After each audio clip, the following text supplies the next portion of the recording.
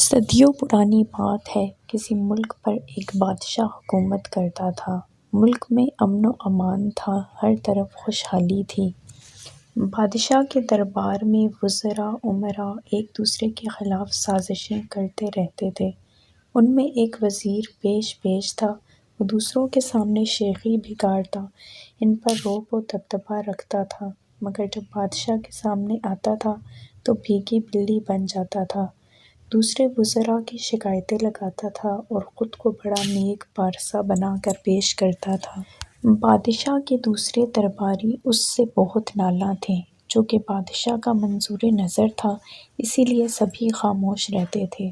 وزیر اعظم نے 2-4 مرتبہ کہا کہ آپ کا وزیر قابل اعتبار نہیں ہے، آپ کو جھک کر سلام کرتا ہے، ایسے بندے پر اعتبار نہیں کرنا چاہیے، اس کے تعلقات آپ کے دشمنوں سے بھی ہیں، آپ اس پر بھروسہ نہ کریں۔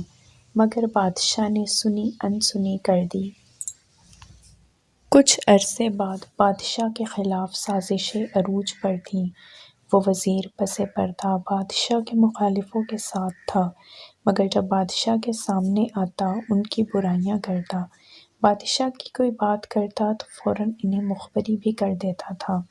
آخرکار بادشاہ کا تختہ الٹ دیا گیا، بادشاہ کو قید کر لیا گیا۔ اب وہ وزیر خود بادشاہ بننے کے چکر میں تھا، مگر خوش قسمتی سے بادشاہ کا جانشین ہی تخت نشین ہوا۔ تب بادشاہ کو افسوس ہوا کہ اس نے وزیر اعظم کی بات کیوں نہ مانی، مگر اب پچھتائے کیا ہوت جب چڑیاں چگ گئیں کھیت۔ بادشاہ زیر عتاب تھا، اس لیے کوئی بھی اس سے ملنے نہ آ سکتا تھا۔ وزیر اعظم نے بہت سے فلاحی کام کیے تھے، اس کی بھی ملک میں بڑی عزت تھی۔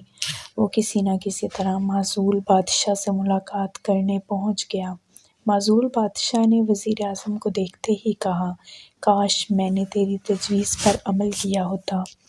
وہ شخص دربان رکھنے کے قابل نہ تھا، میں نے اس کی خوشامد سے متاثر ہو کر اسے وزیر بنایا۔ وزیر اعظم نے کہا، بادشاہ سلامت، آپ نے شیخ سعدی کا یہ شعر ضرور سنا ہوگا، جس کا ترجمہ یوں ہے کہ سعدی شیراز میں رہنے والے بدذات کو سبق نہ دے، اسے کامل نہ بنا، کیونکہ جب وہ کامل ہو جائے گا وہ اپنے استاد کا ہی دشمن ہو جائے گا۔ اگر آپ نے کسی خاندانی آدمی پر احسان کیا ہوگا تو آپ کی عزت کرے گا، کمی آپ کا دشمن ہو جائے گا، جیسا کہ وزیر ہوا ہے۔